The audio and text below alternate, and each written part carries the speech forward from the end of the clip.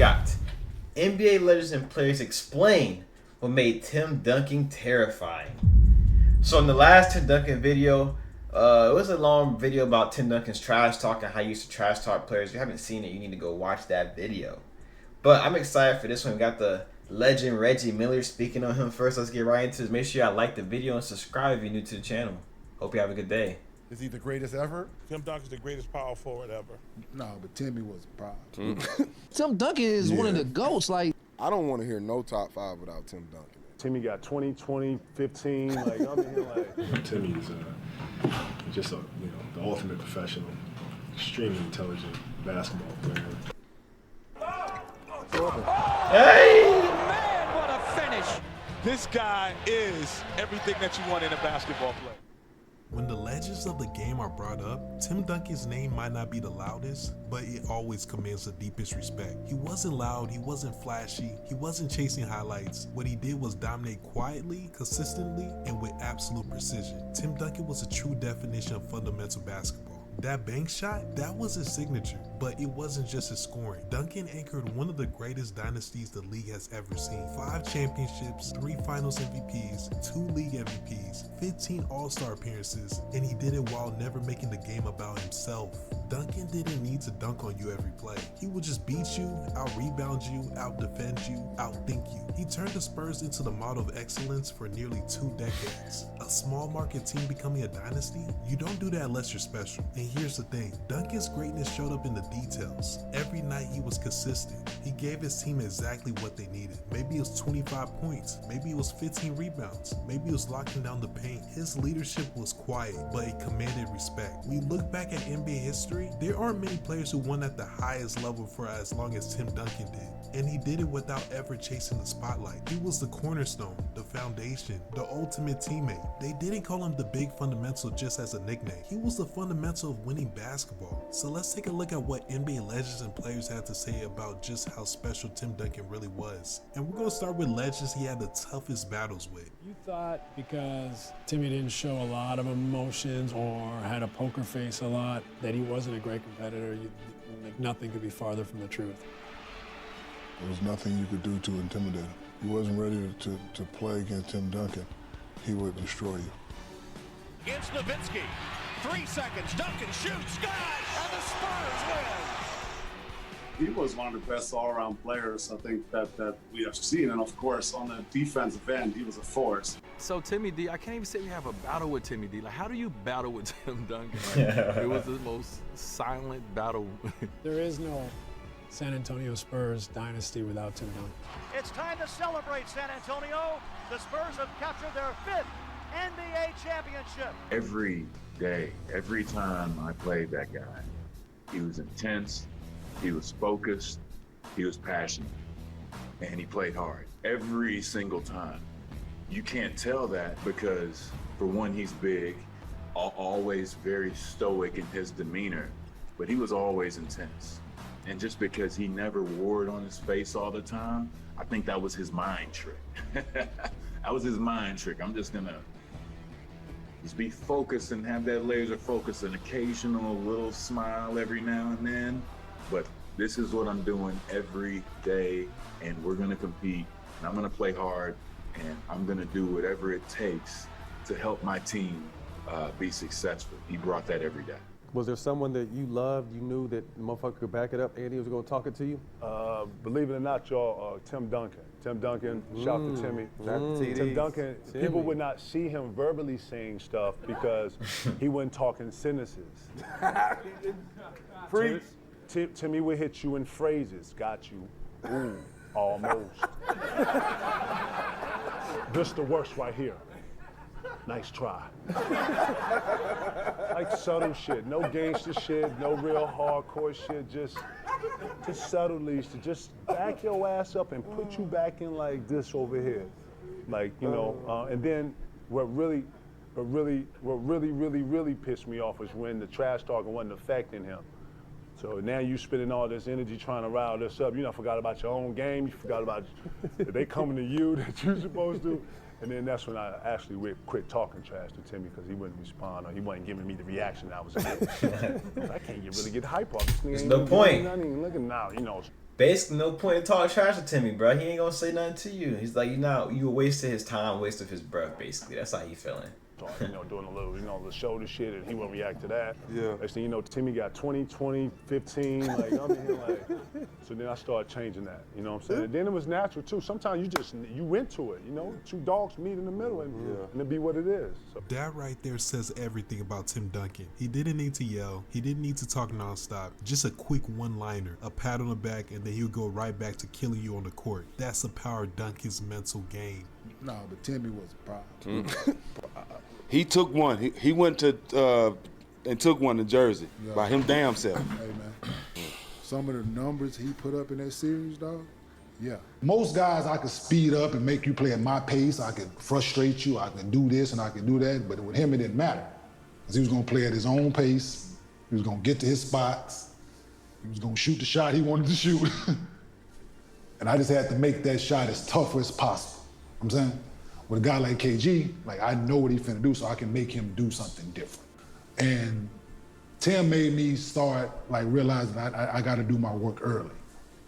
Like defensive, like I gotta meet him at the free throw line. He made me turn my brain on, because my physical I was there physical. Wasn't go bully me, wasn't. So now, he thinking. So now I gotta think it.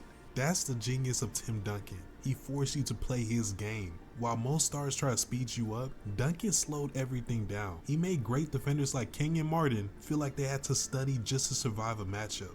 I don't want to hear no top 5 without Tim Duncan. Like, I respect that, bro. Yeah, ladies and gentlemen. Like that's just how I feel. I think he's one of the most disrespected. Fuck the basketball part, just winners of all time. Since he stepped foot in the L, he won.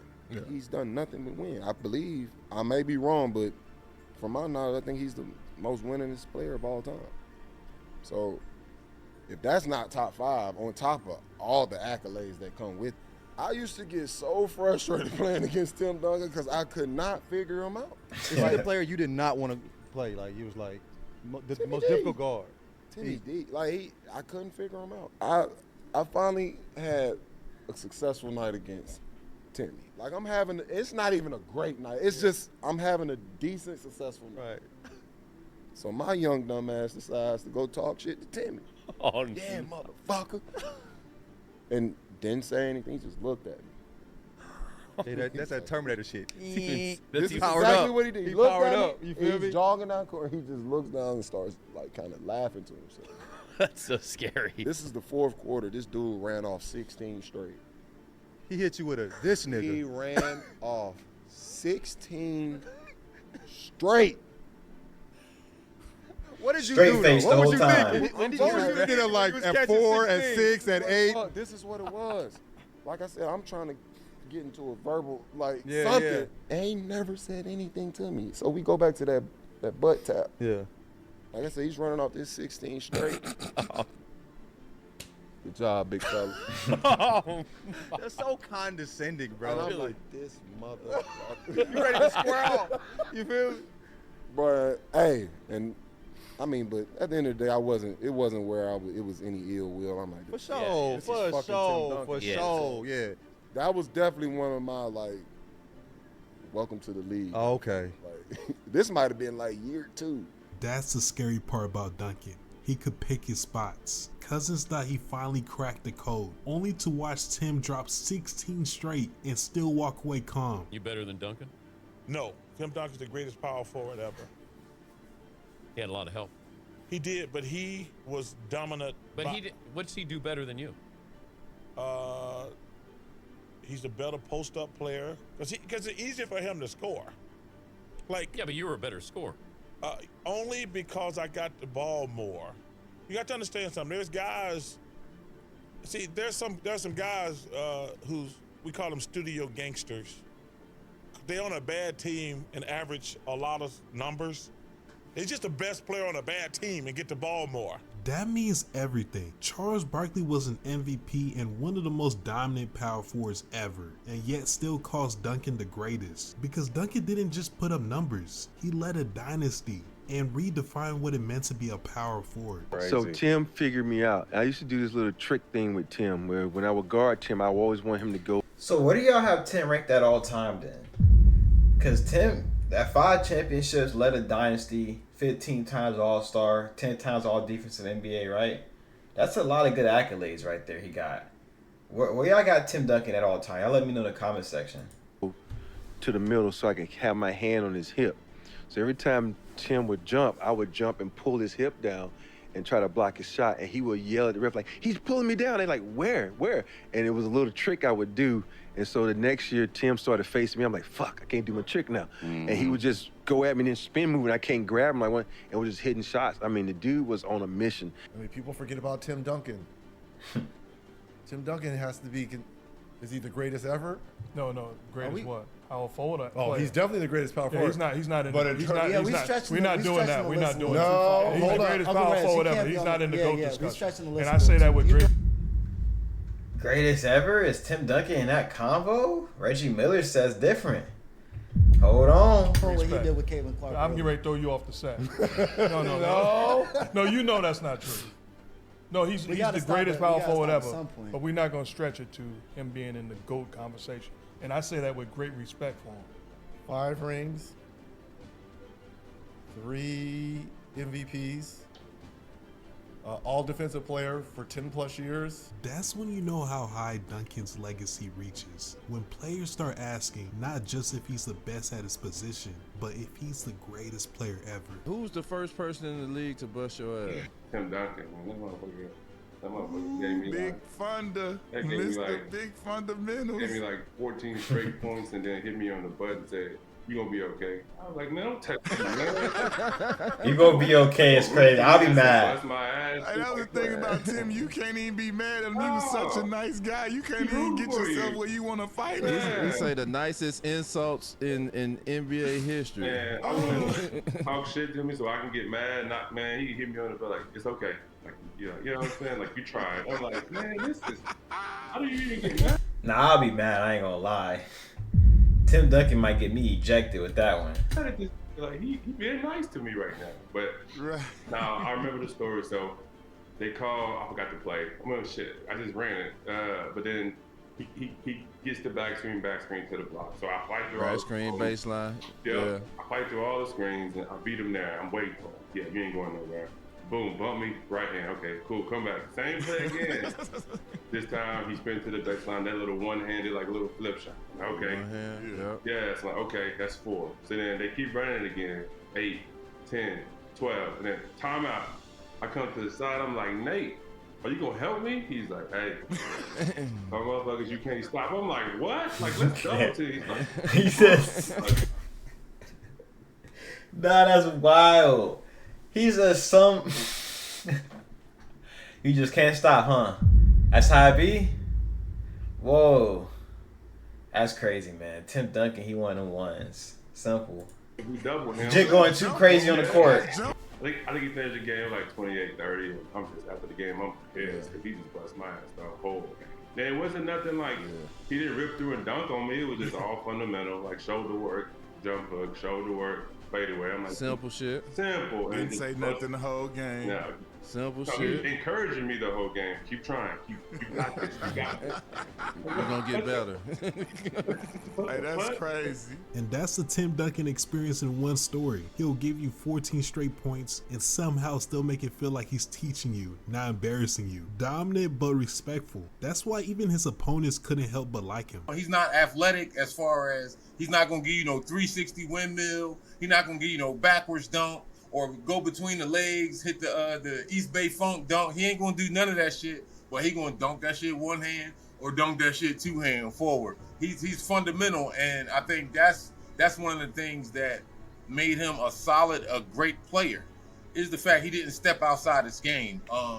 Kept everything simple, and I think the other thing that really helped Tim Duncan blossom, in my opinion, was the fact that he spent his whole career with that one team.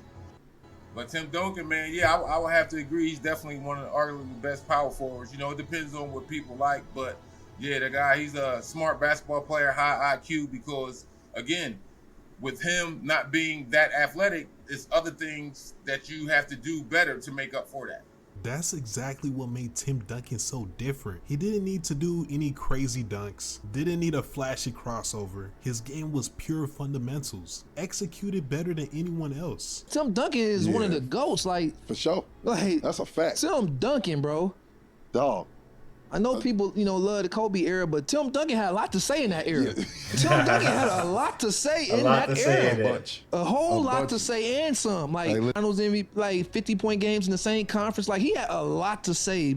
Tim Duncan is one of the GOATs, y'all. So, like, that's what I was thinking about. I was like, bro, he averaged 19-11, and he was well past his prime. We're going to start talking about that more, Home.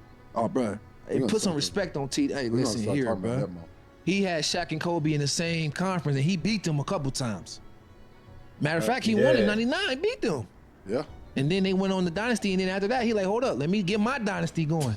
And Noah's Cole is spot on. While Kobe and Shaq lit up LA with their dynasty, Duncan quietly built one of his own in San Antonio. My God, thank you so much. I mean, we played against him the year before. It was like 90. Yeah, I think it was 96. We played in the Olympic team. We played a college group of all-stars, and he played against me, Shaq, and Akeem, and he had like 22 and 10 and made it look so easy. And I just thought, that kid, I had never really seen him play, but I thought that kid is so composed. He's amazing. Twin Towers, that's what they called you guys. What does having two big guys like that allow an offense to do other than the obvious, which you've got two huge? Yeah, well, the good thing for us was having two guys who could actually shoot the ball as well and put the ball on the floor. So it really kind of spread our offense out so well that, who do you guard? I mean, what do you do? We played inside and out really well. So it just put a lot of pressure on teams because, either one of us could post up, either one of us could play at the elbow, play outside. Pop did a phenomenal job of really taking advantage of that size. And then defensively, I mean, who's going to come in the paint? You're shutting the rim down. And so it put our defense in a good spot. In just 2 years, Duncan went from rookie to one of the best players in the league. So good that even a legend like David Robinson was impressed by how fast he took over. They created the foundation for one of the greatest dynasties in NBA history. So tell me, where does Tim Duncan fall on your all-time list? And do you agree with... Yeah, I enjoyed that video. I hope y'all did too, man. So, when I was looking at that, I honestly was thinking, like, Tim Duncan does not get brought up in any GOAT conversations. And I'm not gonna lie, I was thinking about where is Tim Duncan at rank compared to LeBron. I was thinking about that because I gotta look into the stats more at that. Cause I'm thinking Tim Duncan probably over LeBron. It sounded like a little bit. That's what it's looking like right now. I ain't gonna lie, that just popped in my head. I gotta look into it to see if Tim is better than Bron. I'm not sure, but while I look into all that, I hope y'all have a great day. You know what I'm saying? Make sure y'all like the video and subscribe and comment down below. It's your boy Tori Sama, and I'm out.